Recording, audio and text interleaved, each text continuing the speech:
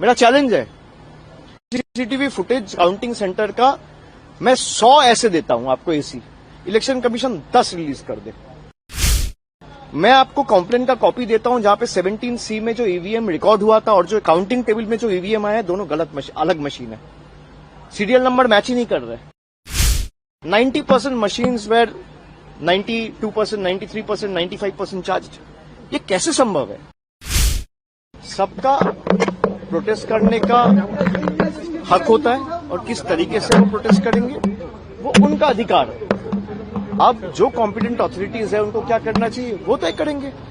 उन्होंने, ममता जी ने साफ बताया है कि जिस तरीके से चुनाव में लूट मचाया गया है, हम हारे नहीं है, पर जिस तरीके से लूट के हराया गया, मैं आपको मतलब सुबह से मैं ऐसे 100 कैंडिडेट से बात कर चुका हूं जो मुझे कह रहे हैं कि 17C फॉर्म पहले भी कहा हूं, मैं फिर कह रहा हूं कि ईवीएम, जो ईवीएम में वोट होता है वो शायद ना मैनिपुलेट हो, लेकिन ईवीएम्स कैन बी रिप्लेस्ड। तो बहुत जगह से हमारे पास फीडबैक आया है और ये रिटर्निंग ऑफिसर को काउंटिंग वाले दिन पे जमा भी दिया गया है कि जिस ईवीएम पे वोट हुआ है, जब उसको काउंटिंग टेबल पे मैच कर रहे हैं तो सीरियल नंबर 17C के साथ मैच ही नहीं कर रहे। ऐसे 10 ईवीएम कल्याणी से आया है, मेमरी से आया है और इनका सारा चिट्ठी जमा हुआ है। ऐसे 100 काउंटिंग सेंटर्स है, 100 एसीज है, जहां पे आप अगर कोर्ट में जाओगे, चैलेंज करोगे तो 2 बजे के बाद सारे काउंटिंग एजेंट्स को हटा दिया गया, मार के भगा दिया गया और वो सारे सीसीटीवी फुटेजेस में रिकॉर्डेड है। आप मुझे बताइए 2 बजे तक, जहां पे 90%, 80% काउंटिंग कंप्लीट होना चाहिए, आप कल टाइम स्टैम्प देख लीजिए इलेक्शन कमीशन का, दोपहर को 2 बजे तक, 2:30 बजे तक सिर्फ 4 राउंड काउंटिंग हुआ था और 20 राउंड बाकी है, कहीं 24 राउंड बाकी है, कहीं 25 राउंड बाकी है, कहीं 18 राउंड बाकी है। मतलब 10%, 15% आपने काउंटिंग करके वो लीड दिखा दिया और माहौल ऐसा बना दिया मीडिया के सहायता से कि ये दिखाने के लिए कि बीजेपी जीत चुकी है। और जोर जबरदस्ती, वहां पे कोई स्टेट का आदमी था नहीं।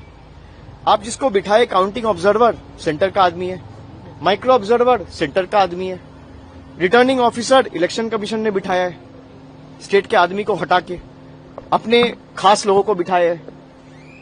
अच्छा, जो गार्ड कर रहे हैं दे आर पैरामिलिट्री फोर्सेस। तो सारे सेंटर के लोग, स्टेट का कोई है ही नहीं। मतलब पूर्व मेदिनीपुर में मैं आपको बता रहा हूं कि सुप्रीम कोर्ट का जो ऑर्डर था कि randomisation rule should be implemented in letter and spirit, जहां पे स्टेट और सेंटर का एम्प्लॉय दोनों होना चाहिए, वहां पे खाली सेंटर के एम्प्लॉयज थे। ऐसे कई काउंटिंग सेंटर्स है। तो जिस तरीके से लूट मचाया गया है, जोर जबरदस्ती, आपने पहले भाई तृणमूल और बीजेपी का वोट का फर्क क्या है? 32 लाख, 30 लाख को तो आपने पहले ही वोटर लिस्ट निकाल दिया, 7 लाख नए वोटर्स ऐड किए, 10-15 लाख आपने काउंटिंग में मैनिपुलेशन किए। अगर भाई जनता के राय के ऊपर आपको भरोसा है तो आप सबको रखिए काउंटिंग सेंटर में, सबको वोट करने का ताकत दीजिए। लेकिन पीएम, आपको दिक्कत क्या है? सर, पीएम ने तो कहा ये बंगाल का जनादेश है, तो क्या ये बंगाल का जनादेश आप नहीं मान रहे हैं? नहीं, अगर जनादेश है तो भाई आपने देखा ना, काउंटिंग सेंटर से तृणमूल के लोगों को भगाया गया मार के। वो सारे सीसीटीवी फुटेजेस रिलीज करे। भाई इलेक्शन कमीशन कुछ भी करता है तो आप लोगों को मीडिया में दे देता है रिएक्शन व्हाट्सएप ग्रुप में, तो सीसीटीवी फुटेजेस रिलीज कर दे कि काउंटिंग सेंटर में नहीं हुआ है, हम मान लेंगे जनादेश है। मेरा चैलेंज है, सीसीटीवी फुटेज काउंटिंग सेंटर का मैं 100 ऐसे देता हूं आपको एसी, इलेक्शन कमीशन 10 रिलीज कर दे। काउंटिंग सेंटर का पूरा दिन का सीसीटीवी फुटेज, खास करके 12 बजे के बाद से 6 बजे तक का, 6 घंटा का रिलीज कर दे। मैं आपको कंप्लेन का कॉपी देता हूं जहां पे 17C में जो ईवीएम रिकॉर्ड हुआ था और जो काउंटिंग टेबल में जो ईवीएम आया है दोनों अलग मशीन है, सीरियल नंबर मैच ही नहीं कर रहे। मैं देता हूं आपको, चिट्ठी भेजता हूं मीडिया ग्रुप में अभी। और ये आज मैं नहीं दे रहा हूं, कल हमारे काउंटिंग एजेंसी आरओ को दिया है, जहां पे मान लीजिए वोटिंग मशीन्स जो पूरा दिन आप ये कैमरा यूज कर रहे हो, बूम यूज कर रहे हो, भाई इसको आपको चार्ज तो करना पड़ता है। 12 घंटा मशीन यूज हुआ है, जिसका चार्ज खत्म हुआ 50%, 55%, 59%, 60%, 90% मशीन्स वेर 92%, 93%, 95% चार्ज। ये कैसे संभव है? तो जनादेश है तो आप ये सार्वजनिक कर दीजिए, हम मान लेंगे जनादेश है। और जनादेश चाहे तृणमूल को 80 सीट मिले, 8 सीट मिले, 100 मिले, 150 मिले या 2 मिले, भाई हम वो सर झुका के लोग जो आदेश देंगे हम वो मानेंगे, और लोकतंत्र का यही खासियत है।